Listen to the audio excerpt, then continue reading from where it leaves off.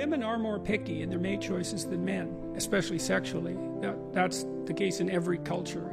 And it's not surprising because women have more at stake sexually than men do, per episode, because men don't get pregnant, obviously.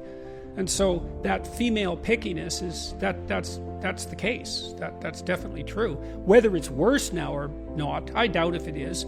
I would say to young men who are irritated at women is, if you're irritated at women, as a class of creature, there's something wrong with you, because they're right.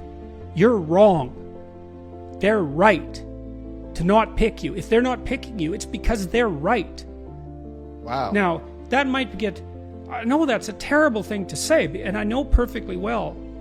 It wasn't like I was particularly successful with girls when I was young. So I know what that rejection is like. I know what that fear is like. I don't know it as well as some men know it, because I wasn't rejected outright. But what you have to understand is that, what do you expect from women? If you got pregnant because you had sex, you'd be pretty damn choosy too. So, clue in a bit. And then, well, don't they find you attractive? Well, maybe you're not. Like, have you paid attention to how you dress? Do you have a plan? Are you as educated as you could be? Are you a liar? Are you a rabid pornography user? Because maybe that's undermining your motivation to seek out a woman and grow yourself up.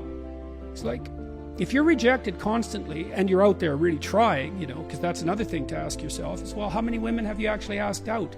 And are you so sure that you're not picking women who will certainly reject you because you're trying to bat out of your league?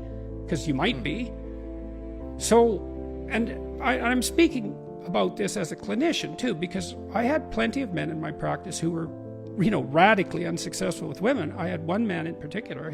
He was so afraid of women he couldn't use the phone. He was too afraid of everyone to use the phone. And he had been bullied like mad, and he had his problems. So I know what this is like. But pornography is a big problem.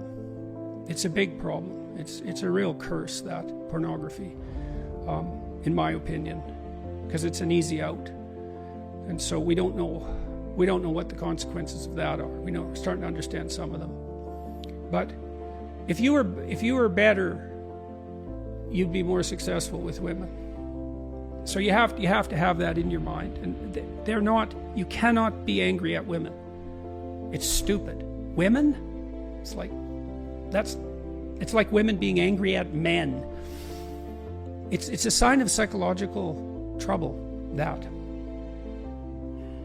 So you feel as though, Dr. Peterson, is that, for the men who are complaining about the standards of women today and being elevated, that it's not so much a focus of pointing the finger at them not choosing them, but more so looking in the mirror and asking themselves, what can they do to improve themselves to be so desirable, instead of focusing simply in on the inability of what be a little stronger, dress a little better, speak a little more clearly, aim a little higher, and practice that, and that'll work.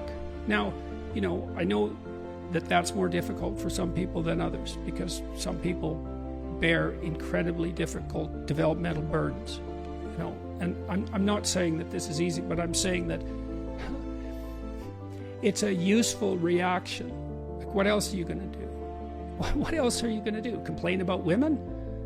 I've seen that in men. I went out with a group of men who were having trouble with their wives, and they'd gone off to this couples retreat, and it was mostly rubbish, although they were trying a bit to get their lives together. And I spent a whole day with them. There were 3 of them, and one of them was a guy that I'd known for quite a while, and every single word he said was a lie. And all these 3 did the whole day was complain about their wives. And I thought, what the hell's wrong with you guys? You picked them. They're these women you picked, and maybe they have their flaws, but they're your wives, and that's how you talk about them? And you think they're the problem?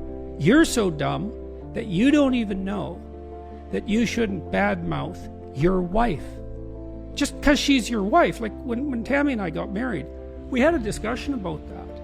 It's like, she has her flaws and I have my flaws, but I'm her husband and she's my wife, and there's a certain respect that goes along with that category, if you have any sense.